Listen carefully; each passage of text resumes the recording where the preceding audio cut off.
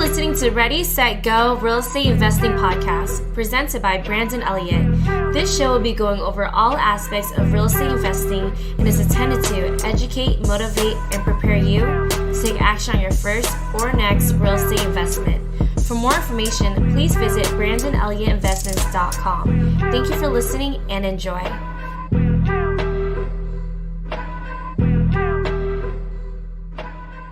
Welcome back, everyone, to Ready, Set, Go Real Estate Investing Podcast. I am your host, Brandon Elliott. Today, we are going to be diving into the essentials, the 5 main steps that is going to take the whole 5-step process to be able to get your next deal. And I guarantee this. I stand behind this philosophy, this approach, this strategy, if you will. If you follow this to the T and you are really invested in yourself by putting in the time, really not that much time, it's going to be a little bit more time for individuals that aren't doing it, right? You start something off in the beginning and try to build a new routine of this with anything. It's going to be a little difficult. For example, like going to the gym, you need to go to the gym, but the first week it's going to be like pulling teeth almost. So with that being said, in the beginning, it might be a little bit, I guess, just overwhelming, but I'm going to simplify this stuff for you, right? I'm going to simplify this. We're going to break it down together, and I'm going to show you step by step. If you follow this, I guarantee you, it's never failed me. I guarantee you that you will get results within 30 to 90 days. And everybody that has come on that I've coached for real estate investing, they've always seen the same exact results. They always get something tied up under contract. There's power behind this. So I hope you guys are taking notes. Make sure that you get out a pen, paper, pad, tag somebody in this, share this out. Make sure that you go and subscribe to Ready, Set, Go Real Estate Investing Podcast so you get the newest episode every single Monday. And if you guys have any questions, as always, you can always reach out to me, BrandonElliottInvestments.com. Otherwise, Instagram, Brandon Elliott Investments, or Facebook.com/Brandon Elliott REI. or Facebook.com/Brandon Elliott Investor. With that being said, I would love to chat with all you guys, add value if I can, or connect you with somebody that can guide you in a better spot that might be a good match. So let's dive into it, right? So this is the 5-step process of getting your next real estate deal, okay? Number 1, so write this down, pick your strategy. I know it sounds so simple, but I see a lot of people out there that they are getting distracted like crazy. They jump on social media and they see wholesaling is the biggest thing right now. People are making money hand over fist and it's amazing. Okay, well, there's a ridiculous amount of other strategies out there. I like to look at it as 30 plus different strategies to make money and invest in real estate. But even if you jump on biggerpockets.com, they've broke it down a little extensive, and they brought it down to about 100 different ways that you can invest, different strategies that you can invest in real estate, right? So what I recommend is understand all of these strategies. You don't need to get a PhD in all of these strategies, but simply do a little bit of research, look up each strategy. Wholesaling, fix and flip, rentals, that's all people really know, right? There's a ridiculous amounts of others. Notes, non-performing notes, performing notes. We got multifamily, we got residential multifamily. You can do apartment. I mean, the list goes on. Just dive into all this content. Storage units, what are they called? The little houses, trailer parks, that's what I was looking for. There's a million different strategies, right? So dive into this. If you simply just Google 30 plus ways to make money in real estate, all the different strategies, something's going to pop up for you. Otherwise, you can check out biggerpockets.com and look up the 100, and they kind of just break it down dramatically. I think when it comes down to residential multifamily, they're putting a 4-plex, and then they're putting triplex, duplex, single family, stuff like that. So I wrap it all up into one, and you can look at all that stuff. Figure out, do maybe 10 minutes of understanding, 30 minutes at the most, to figure out the beginning and end process, what it looks like, what is needed to actually be able to complete a deal with that strategy, what type of resources it's going to take, and what you can bring to the table, what type of resources that you might have to actually add value into that strategy. Does it fit within your time? Are you planning on doing fix and flips, and locally, but you commute for 2 hours to work every day? You got a huge family to feed. You got, a newborn at the house, stuff like that. Now, I wouldn't necessarily recommend that because fix and flip is more of a job. It's a high paying job, but there's a lot of miscellaneous things that can go wrong and time intensive, right? Unless you really do have the systems in place to be able to manage contractors and so forth and have a team involved, you're still going to have to be putting in some hours of just transparency and connecting to make sure that everything is on track and you guys are taking care of any obstacles that are coming up. So picking the strategy is crucial, right? Figure out, do a little bit of research, understand if it resonates with you or not, if you have the resources for it, what time it's going to take to actually get involved in something like this. And then afterwards, once you figure out that strategy that really gravitates towards you, it really catches you and you're like, I think I can do this. I think I have enough time for it. I have some resources for it. This is what it's going to take from you. I'm able to give that. Then that's when I would dive drastically into like knee deep into all that info. If it's going to be wholesaling, then literally pick up all the books you can, all the YouTube you can watch, all the podcasts on wholesaling, right? Look at all the gurus out there, connect with them, reach out, go to your local RIA group, find the people that are actually doing that strategy, pick their brains, take them out to coffee, add value to them and see if you can actually gravitate towards getting some really, answering all your questions, breaking it down from beginning to end. And within 6 months of getting that, diving into all the education, you should be fully prepared when it comes down to book smarts. When it comes down to that strategy, you should be good to go, right? So then after that, you got to stay laser beam focused though. So I see I see people out there that are diving into, they want to do fix and flip, but then it gets a little bit difficult. And then they dive into wholesaling. And then it gets a little bit difficult after a few months. And then because they're running into a couple blocks here and there. And then they switch again because they see it on social media and it looks super sexy, whatever it may be. So I just want to encourage you, laser beam focus on whichever strategy you pick, laser beam focus. You should not switch this for at least a year, at least 1 year. You got to give your everything towards it and you will see results. But then the next strategy the next step is going to be pick your location. Picking your location that matches your goal overall, your strategy that you've already picked. When it comes down to figuring out your location, and it has to align with your strategy, right? Like if I was going to pick a high expensive area like San Diego, for example, it wouldn't be a best bet for rentals unless I'm going to do Airbnb, but that's a different strategy, right? So it's not going to be a best spot for rentals. Therefore, that's not the location that makes sense there. Then we're switching up the strategy again instead of picking the location that actually makes sense and you're going to actually cash flow in that area. So picking the location, there's several different things that I would keep in mind. Basically, you want to look for job growth, you want to look for population growth, and then you want to find something unique about the area.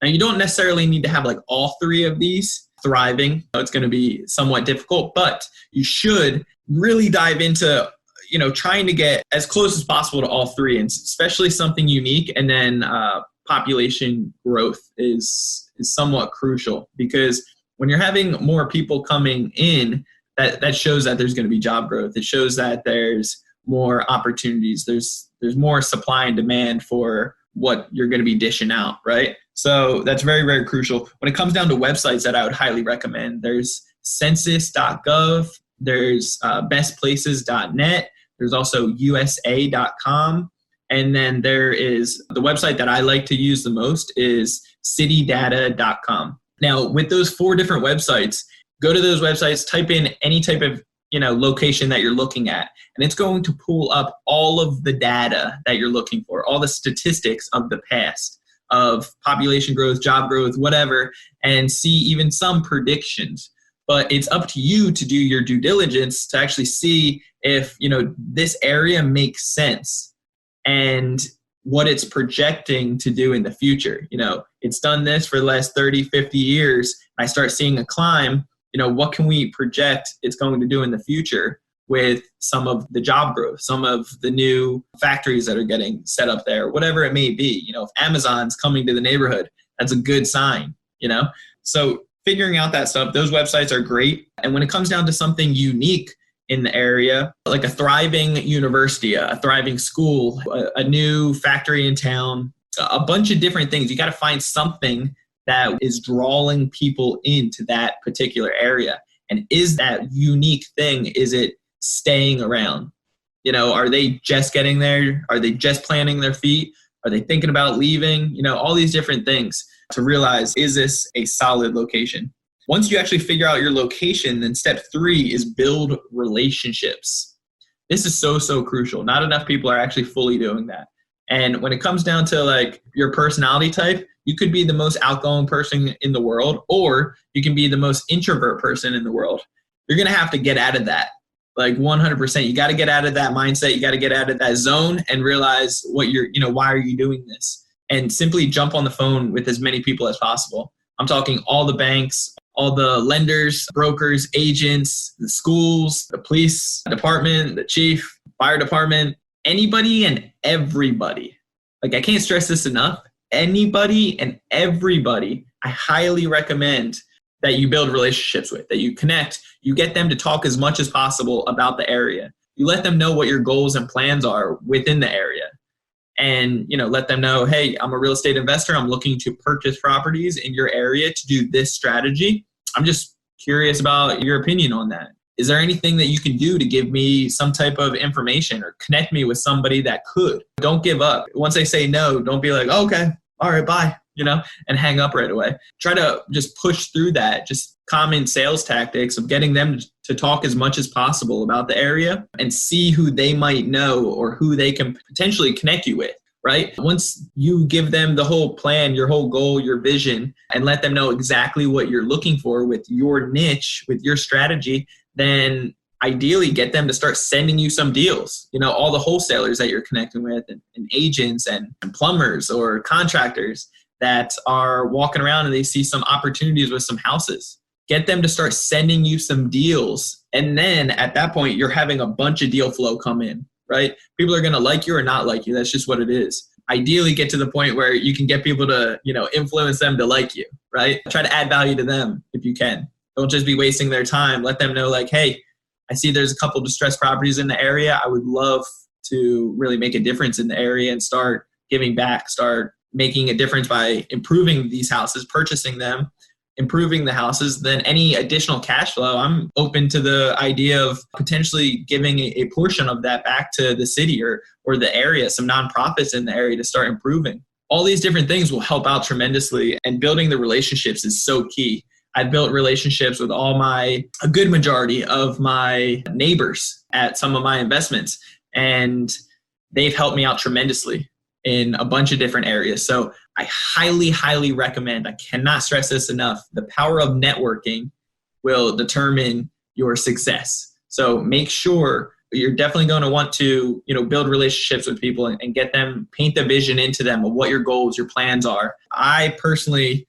feel a lot of people have given up on their goals or dreams potentially out there. And when you get them excited about, something so concrete and your laser beam focused on it and you're going to succeed one way or the other, people want to help out. They want to give back to you in any form or another. They're willing to do whatever they can to actually add value back to you. So if it's as simple as connecting you with one of their neighbors that they know very well and has been looking to get rid of this beat down property but can't sell it, perfect. You're that guy or you're that lady. There's millions of different opportunities when it comes down to relationships. So once you actually have all these deal flow coming in, then that fourth step is simply analyze some deals. You got to run your numbers. Know your numbers is super crucial, but know your numbers with your strategy, right? Each strategy is going to have slightly different numbers. It's going to have different end results of what you're trying to do. You could be in and out really quick. You could be hanging on to it for 10 plus years. So figure out your strategy and know what the end game is. When it comes down to strategy, you should always have several backup plans. I'm very, very big on this. I'm a big believer on having some backup plans. I personally feel a lot of people that are potentially failing or not succeeding at investing in real estate, it's because they only had one plan. They had plan A, and then when shit hit the fan on plan A, They didn't have anything else. They weren't educated enough. They didn't think outside the box or get creative to figure out, okay, well, what else can I do in this situation? If we can't flip it, then we're screwed. We're just going to start losing money. We'll let the bank take it or whatever it may be. We'll let the private money or hard money lender take it. Well, can you rent it out? Can you do Airbnb? Can you sell it as a note? Can you get creative in any freaking way, right? So get educated on all the different processes. That's why that beginning step 1, figuring out all the different strategies will help you prepare you for the end goal when shit hits the fan. I guarantee you there's going to be problems that come up when you're going through your strategy within real estate. It's a guarantee. It's a promise, right? So make sure you're equipped. You're running your numbers properly, giving yourself some spread room, have some miscellaneous spread there, and then have some backup plans. So that 4th step is analyzing 3 deals per day and at least offering 1 deal, like making an offer on one of those 3. I personally like to recommend making an offer on all 3, because if you're taking the time to analyze a deal and you've come up with the reasons for either it's a good deal or a bad deal, you should always have a number where it makes sense, right? You should always have a, MAO, the maximum allowable offer. You should always have an overall max offer of where the deal would actually make sense. So if it's at 5,000 and they're asking 2 million, I don't care. Like I've just taken the time to figure out where it's going to make sense with my strategy, and I'm going to offer whatever makes sense to me. Don't be that guy, that jerk that ends up just submitting an offer and doesn't have a clear reason behind it. If you're lowballing somebody, you best believe you better have a good reason and justification for your overall offer, right? You don't want to be that guy that they're asking 60,000 or 100,000 and you come in at 20,000 and you're just like, well, I just want to see if it sticks. I'm looking for a good deal. I just want to make sure that the numbers are right. You got to know your numbers. You definitely want to analyze at least 3 deals per day. After all the deals that are coming into you, there's deals on the MLS. There's creative ways. You can do direct mail marketing. You can do letters, cold calling, a million different strategies out there.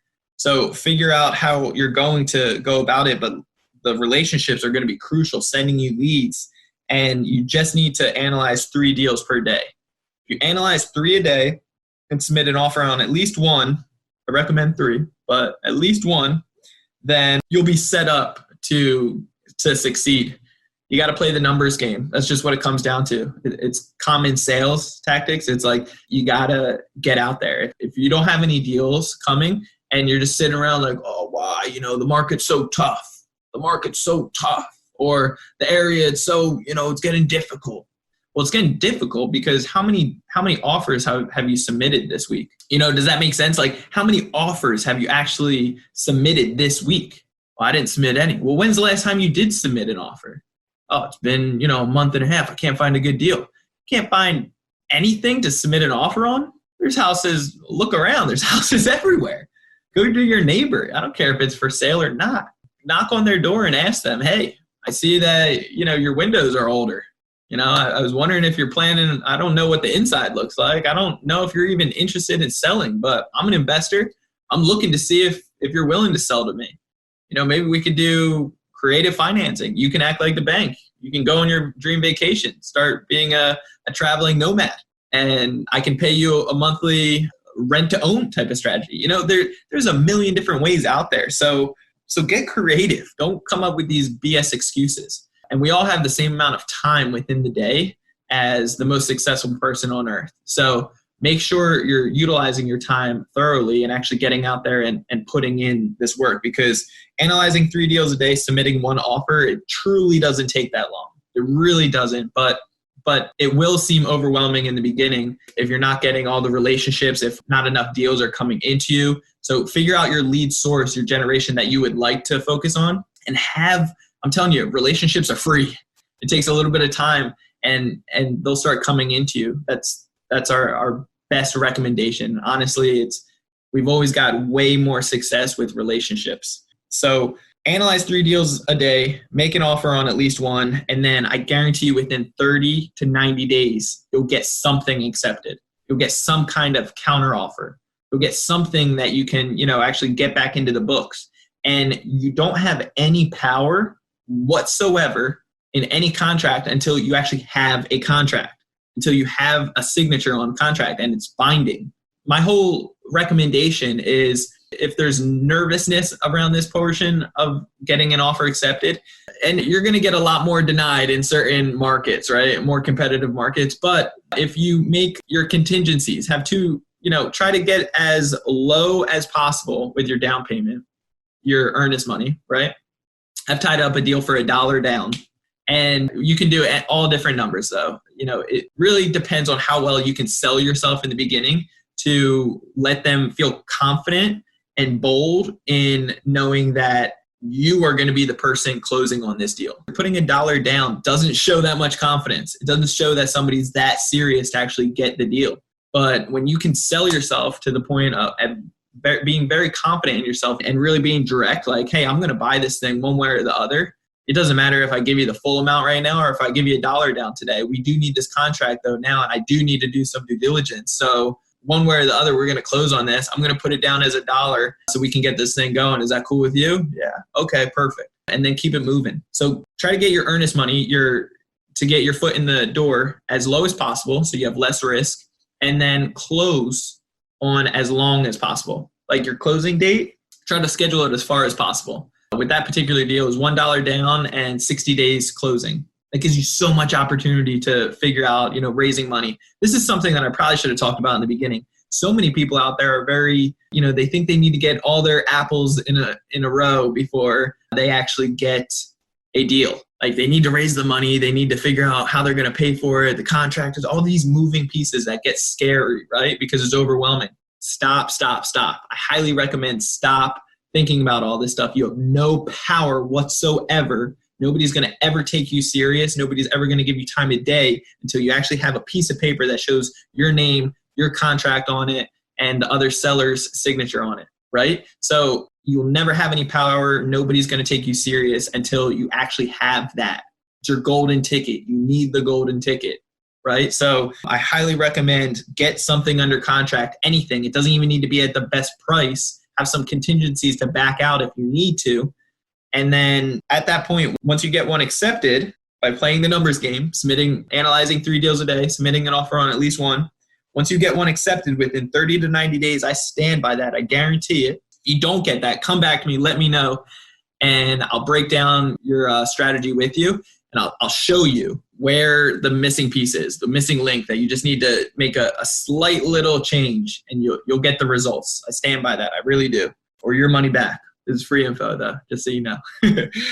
But number 5 is, once it's under contract, what do you do, right? So this kind of breaks down to a bunch of different sections, but basically it's due diligence time. It's figuring out if there's any back taxes owed, do it, title, and run the title deed, understand like who actually owns it, make sure that everybody's telling the same stories, that there's nothing that is misaligned, figure out with the city if there's any, something different that stands out as far as like penalties or any fees or anything like that might potentially come up, or things that you can't do with the property. If you had a goal to, I'm going to take off the top on this thing, take off the roof, and I'm going to add value to it, adding up, or make an extension to the back or something, make an excelling dwelling unit, then, figure out if you actually can, and then, get an inspection on it. Eventually, you're not going to really need an inspector. I would highly recommend that for the first maybe dozen properties though. But eventually, you're just going to go out there with your contractor, or get them to go out, get several contractors in the beginning to give you estimates and bids on it. Yeah, an inspection and contractors looking at it to give you a general aspect of like what you can anticipate on what's needed to be repaired, what you need to maybe not pay attention to right now, but in the next 5 or 10 years, you will need to address. So keep all these things in mind. It's very crucial. Yeah, it's very, very important to do your due diligence. Keep running the numbers. Make sure that the numbers make sense. Put some miscellaneous cost in there just in case. I like to always round up on expenses and time can be expensive, right? That could be an expense. So make sure, if you're borrowing money, at least, so make sure that you're giving yourself an additional expenses, additional time, and so forth. So round up on your expenses and then round down on your income. So round down on the potential profits that you could potentially get. And then, hopefully you find yourself somewhere in the middle, or you shoot for the moon and you get even better than both of those. But next, you want to raise some money, right? You want to figure out, that's what a lot of people are going to be struggling with and stressing out over. I'm telling you, it's going to be your easiest portion of the deal. The only thing you need to do is, when you have your golden ticket, your contract signed, and it's a binding contract, you just can't keep it to yourself. You can't just be super quiet. Even if you are super quiet, there's going to be some other savvy investors that might do some skip tracing and see that you might have just got something on contract, right? Or whatever it may be. If they figure out that you have an awesome deal under contract, they might start offering you some numbers just to be able to buy it from you. So even if you're quiet sometimes, I've heard several different people getting some amazing deals and making some good money just from having it under contract, but make sure that you're getting the word out there. You're showing other people deals. If a hard money lender or an experienced real estate investor will not lend money to you on a deal, it's a great sign. It's a great sign that you need to get out of that deal because it's not working. So if you get creative with these different real estate investors or hard money lenders and you let them know, hey, this is a strategy I had in mind. I had a couple of backup plans just in case. You're showing them the numbers, you're showing them your plans. And if they're not confident in it and they won't lend to you, the numbers are wrong. And ask them, well, why won't you lend on this? Why do you think it's too risky? They're not going to put their money behind something and then have to foreclose on you just to take back a property. It's going to be a waste of their time. And unless they give you damn near nothing, they're not going to have enough equity in it to actually make some good money. So if a lender won't lend to you, then figure out what's the problem. And probably there's a good chance you're going to want to run away from that as fast as possible and just toss that sucker away, or renegotiate and get your price, lower. And also, when it comes down to raising money, there's a ridiculous amounts of ways. You can do private money, hard money. You can do friends, family. You can do your own savings. I personally love credit. And if you're already in our credit group, then all the different dozens of ways that you can liquidate your credit cards to be able to get cash and pay with cash, or wire over money from your credit card to be able to pay for a property, like a real estate property. There's dozens of ways out there. So if then If you need guidance on any of that stuff, reach out and I can always guide you in some of those strategies. But credit is the best because you get protection. I always put contractors on credit because if they don't do the work, cool. I'll call up my credit card company. They'll get my money back right away.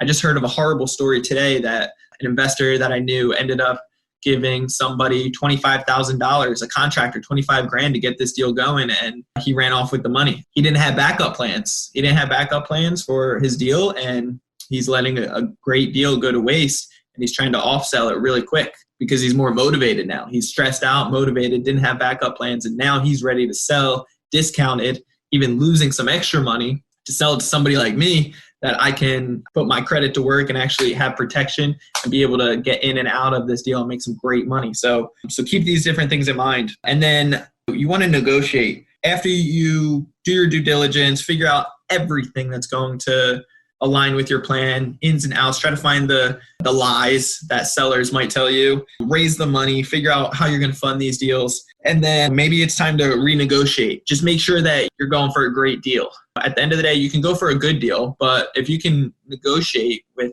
some strong power of negotiation skills and you can get a great deal, I would shoot for a great all day, obviously. And you can too. So I highly recommend go for a good deal, but if you can, why not settle for a great deal, right? And then, like I said, always have backup plans, A, B, C, D, E plans just in case. Where I see a lot of people messing up out there, just being really upfront and blunt about this, is that they only have plan A and they didn't have any other backup plans. They jumped to plan Z right away, right after plan A fails, plan Z right away. And I'm like, whoa.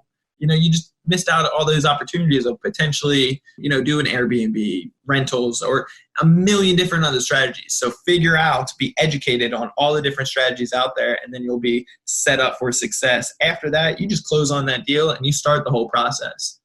most investors out there, FYI, are always going for the value add.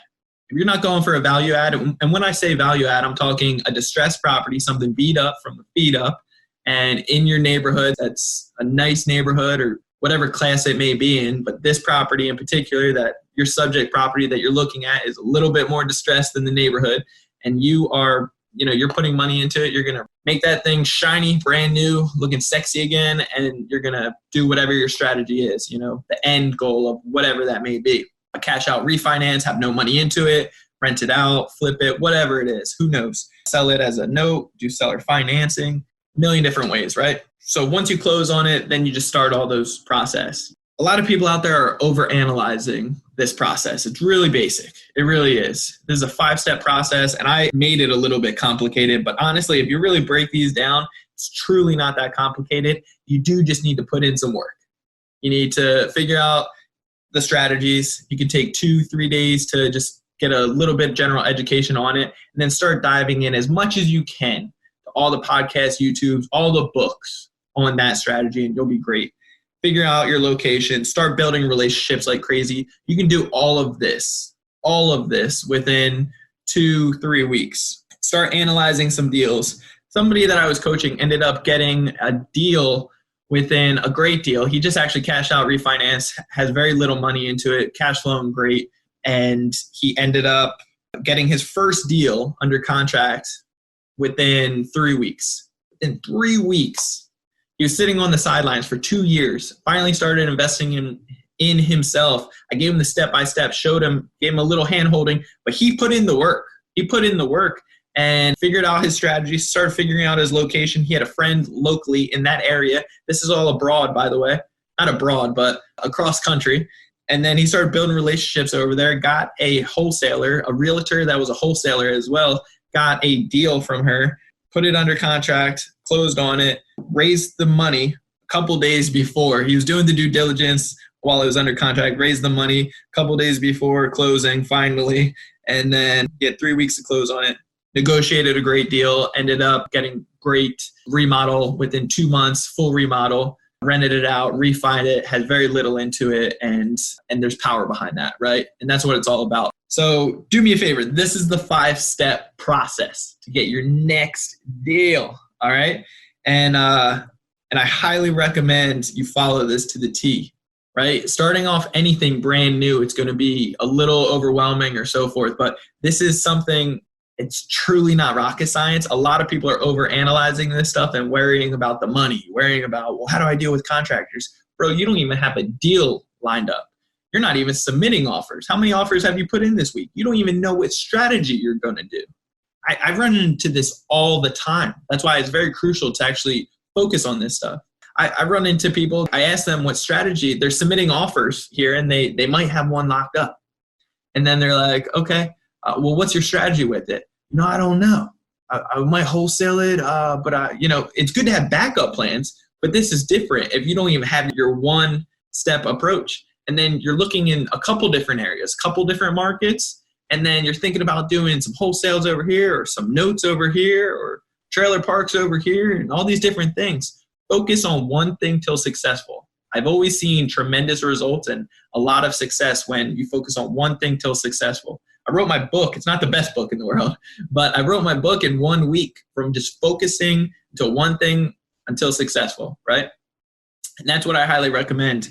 So 5-step process, one more time. Ready? So this is the 5-step process to getting your next deal, your next real estate investment deal. So number 1 is pick a strategy. Number 2, pick a location. Number 3 is build relationships. Number 4 is analyze 3 deals per day, submit an offer on at least 1 per day. And do this for 30 to 90 days, all right?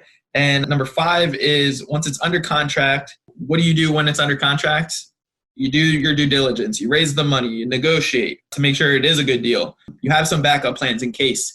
And then you have your main goal, though, at first, right? And then you close on the deal and you start that whole process of completing the deal and whatever your strategy is, okay? So I do really hope that this is extremely valuable to you guys. I really push nothing but favor in your guys' life. I hope this finds you in amazing good spirits today. Do me a favor. If you found value in this, tag somebody in this and share this out there.